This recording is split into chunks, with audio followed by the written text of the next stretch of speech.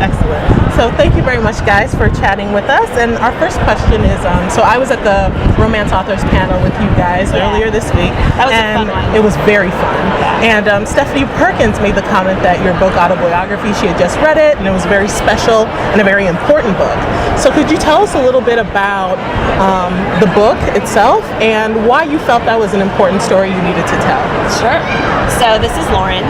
So the story of Autobiography is Tanner Scott is a bisexual teen who moved from Palo Alto, Utah to Provo, California to Provo, Utah 3 years before the start of the book.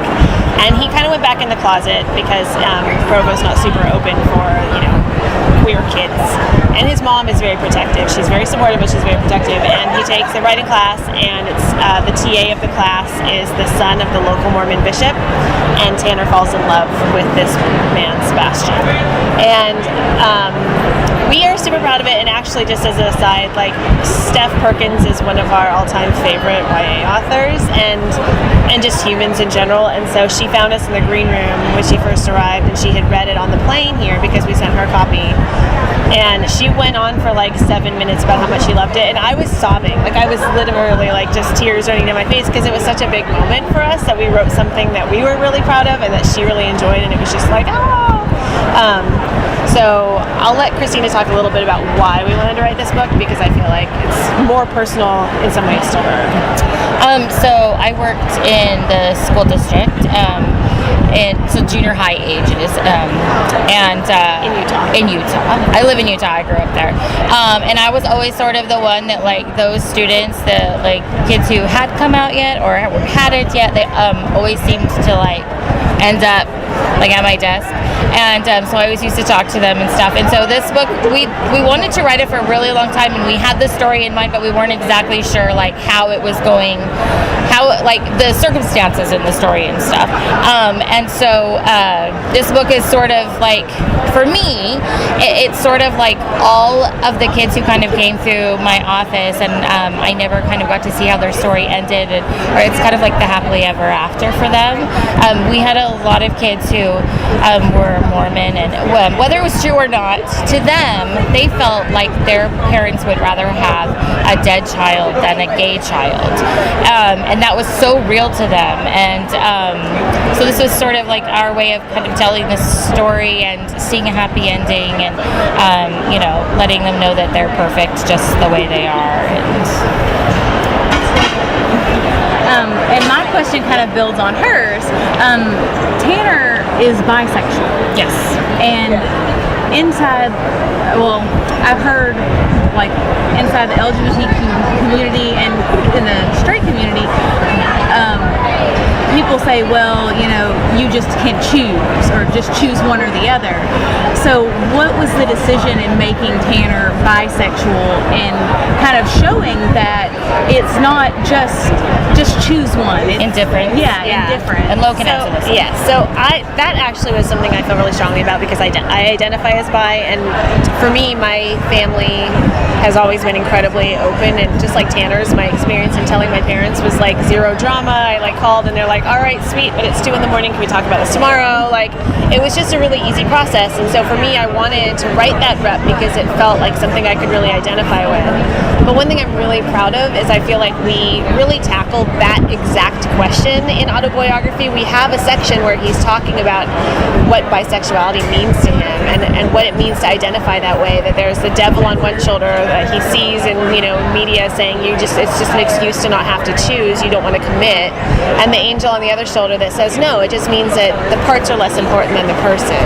And so it's been really satisfying to write this book and be able to have a truly bisexual character and have him have no qualms about that, and his family totally understands where he's coming from, but still be able to explain what that means to him. I'm in the middle of the book right now. Yeah. And so I love how Tanner's family is so supportive. Yeah. And I love that they're supportive of him, but his mother is very much She's a realistic. Mom. She's I want to make sure you're okay and safe, but I still want you to be who you are. Right. And So just, I love that. She's scared for him. Yeah, she's but scared also for I him. feel like the same way that Sebastian's parents have blind spots, Yeah. I feel like Tanner's mom does too, you know, and they all come from well-intended places. I think that's the thing that, you know, we wanted to make sure we got across is like parents are parents. They love us, they care for us, they worry about us, and they sometimes worry about us in ways that can be a little bit like restrictive, you know. So One of the quotes in the book that I really like, it's like early on, it says, in truth, the only way to write a book is to write it. However you get it done, that's your process. So what is your process as writing as a duo? And do you have any advice for struggling writers? I think it's funny that that quote went in because that's like last year our process was different for every single book last year, and so I think that came from a very Christina Lauren place. Like however we get a book done, that's how the book gets done. I think you gave that advice to me. Right. I'm always, so Lo is very fast. I'm much slower. Maybe compared to the average person, I might be considered fast, but compared to Lo, I'm very slow. And I think that she had actually said that to me because I was really struggling. I'm not able to like emulate her process. I'm not able to write as quickly and stuff. And she's always telling me like, look, this is your process. There's nothing wrong with it. It's how you write. And I shouldn't always be comparing myself to how quickly she writes, how good she writes, you know, all of those things. So you have to just like run your own race. And so we really learned to kind of like find each other's strengths and have us focus on those things.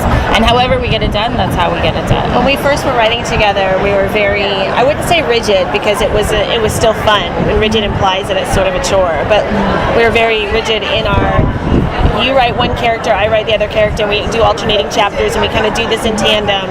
And that works great when all you have to do is write this one book and you have all the time in the world. But the problem was, then you have one book you're writing, one book you're editing, one book you're promoting, you have trips that you're scheduled, you have other things going on in life, and suddenly writing at the same time every day and keeping up with the same process, it just doesn't always work. And so we've really had to learn how to be more fluid and say, look, sometimes it's okay if I'm going to move on and write one chapter in this character's voice because you're editing this entire book right now and you don't have time to do both. So we just have learned to be more fluid.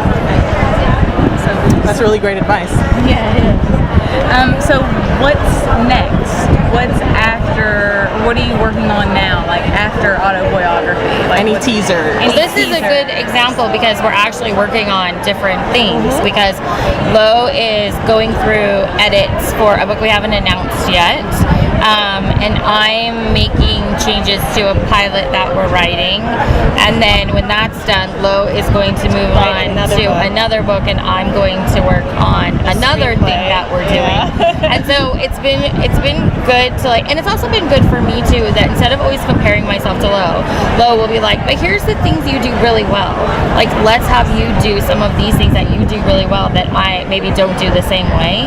And so that's been really nice for us to have so many things going on that we're able to do that. It's do you know like what I mean? CeeLo Enterprises versus like, you know what I mean? Like the whole thing is a business. So if we can like divide and conquer, we're like so much stronger. We did that on one project, and at the end, Lo was like, we just totally like finished two books in the same amount of time because we had split it up. Do you know what I mean? So, but we always switch, and then the other person always goes through the the same things. So we're both still working on stuff, but it's been really good to change it a little bit because you have to. If you stick to the same thing, like our brains change, things change. If we were still so like stuck to the same thing, we would run into problems. Just like a marriage, like you have to adapt as things change. Yeah, we have like 17 published kids now. You know. I know. So next year we have Romance out in June that we haven't announced yet, so we can't give too many details on that. But we're wrapping that up, and it was so fun to write this one. We have another book before then, but we can't say too much about it because it's something a little different for us. That's gonna be in March, but this one in June that we just finished is like, it's sort of reminiscent of Player in the way because the heroine is very like playful and quirky. She feels like Hannah in some ways. But this is our first Korean hero, and we are just in love with both of them. So we're really excited for that book. Yeah. I'm excited. And I have to tell you, so one of the readers, you don't have to clues if you don't want, but when I fell in love with something, I fall in love with it. One of the readers was like, oh, you should totally listen to K-pop and you should watch some of the videos to see how they interact and stuff. And I just like fell down this K-pop like rabbit hole, and suddenly like, you know, the other day I was like considering buying tickets to K-Con, and like, you know, When she loves big.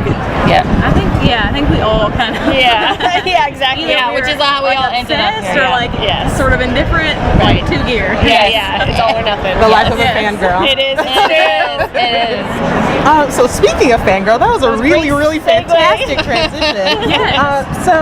As authors who are quite familiar with the world of fan fiction and have written fan fiction yourselves, Yes. and then moved on to more traditional publishing, do you think that fic is still relevant? Oh yeah. Yes. Oh yeah. Yes. I mean, I think, you know, when you are in a fandom, you know, your type of obsession with it it changes, but your overall attachment to it, I think, never totally goes away. Like, we aren't writing twi-fic anymore, but we are so connected to the community still.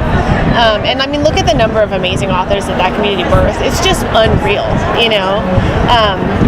So I think, you know, now that like the One Direction fandom, Anna Todd came out of that. I mean, she's like a multi-international bestseller, and you know, Harry Potter fic obviously was like before and around Twilight, and a lot of authors have come out of that. So I feel like, you know, it's a great space for people to get to stretch their writing chops.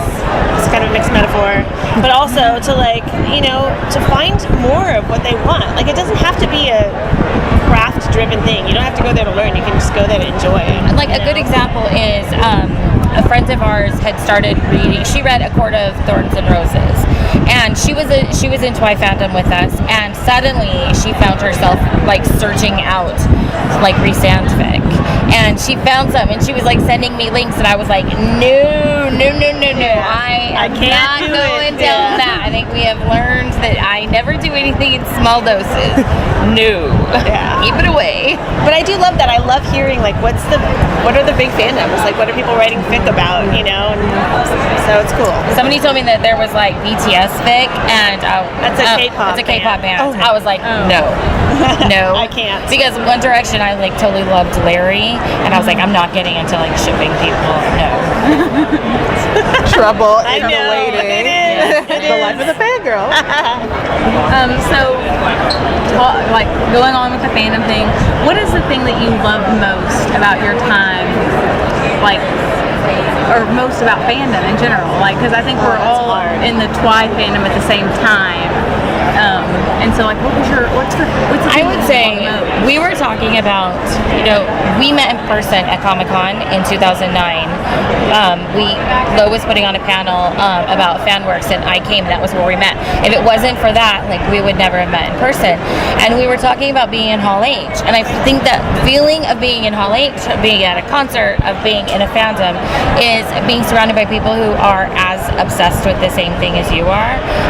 Like, there is just like an energy that comes from that that's like nothing. You can't describe it. Yeah, you can't. And like you have your own like language. You have your own. The canon. Like, You know what I mean? Like, I could say turpentine to this day, Everybody and would know. people know exactly what I'm Yes. saying. You read our minds. You Yes. read our mind. You know what I mean? Yeah. So And like, no one outside of the Twilight fandom knows like I mean, Yes. they don't understand the meaning of that to us. But I think for me, one of my favorite things was that feeling when one of everybody's favorite stories updated, and Twitter went silent. and that you can't almost open the app or the page fast enough, and you like want to read it too fast, and it's just that feeling. We all of, go in like, the oh my bathroom God. at work. Yes. I'm not gonna lie, that was totally me with A Life Extraordinary. Oh, thank you. Yeah, that was.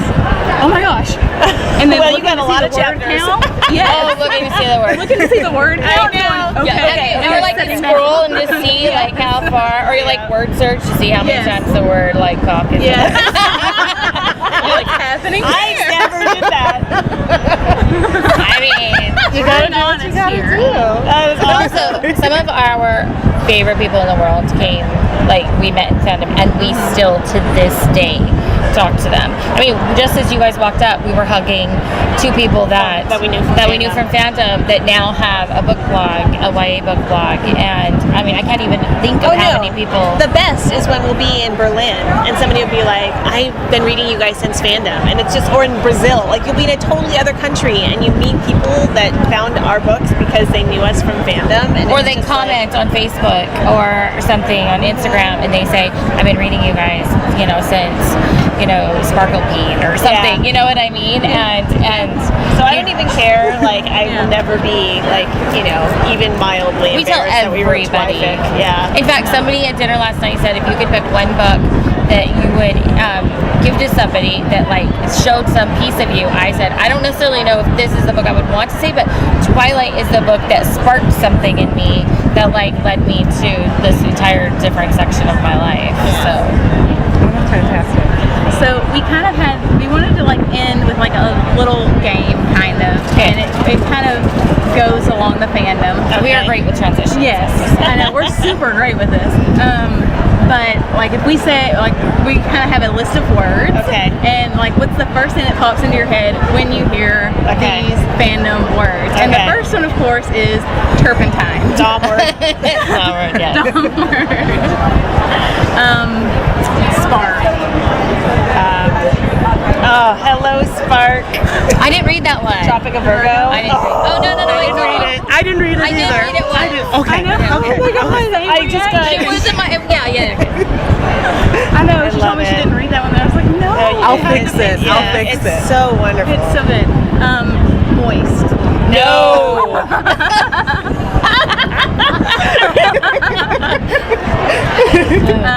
OOC. That was Katie Starfish, right? No. Are you talking about out of the? character. Oh, out of character. Oh, okay. I was thinking you were talking about Adorable Cullens for some reason. Oh, we have too many associations. We're all relevant. Out of character. Yeah. Oh, is that what you're asking? Yeah, out of character, like OOC. Like when you saw that, like in a thick summary. Like like Bella's not gonna fall down. huh? Like yeah, Bella's not. I think I tended to not actually read a lot of like if it said it was OOC, I was like, meh. I mean, you could take me there organically. That's like but don't Edward. Start there. Edward and the sugar. Oh yeah. What's that one called? It was a crack fic. Crack fic. Yeah. Oh, correct. Love Day. Blissword. And slow burn. Oh. I mean, I have a love-hate relationship with slow No, burn. but like For the Summer. Do you remember For the Summer? I love by For the Sweet Lola Summer. Pops. Yes. That was the best slow burn. That was a really, and also The Blessing and the Curse. Oh, Black yes. Arrow. Yes, That was a good yes, slow See, burn. look, there's another person who like has a book that's published and stuff. Yep. And the last one, Vanguard. Oh my God! That was Adorable Cullens. That was Okay. Yes. Yeah. And it's now a book. It Yes. is. Yes. I don't like. What did we call him? It wasn't like Baltic word. Baltic word. Yeah. I was like earlier. Bosnia word. That's not what I didn't read that until way later. And I still haven't read it, but I'll fix it. It's I'll really, fix it's it. I really promise. different. It's really different. I like it. It's really different. I like that about it. But yeah, that's kind of what we wanted to play. Oh, that before was we super left. fun. Thank you so much, Thank guys. It's been you. great chatting with you. That was really Congratulations fun. on every.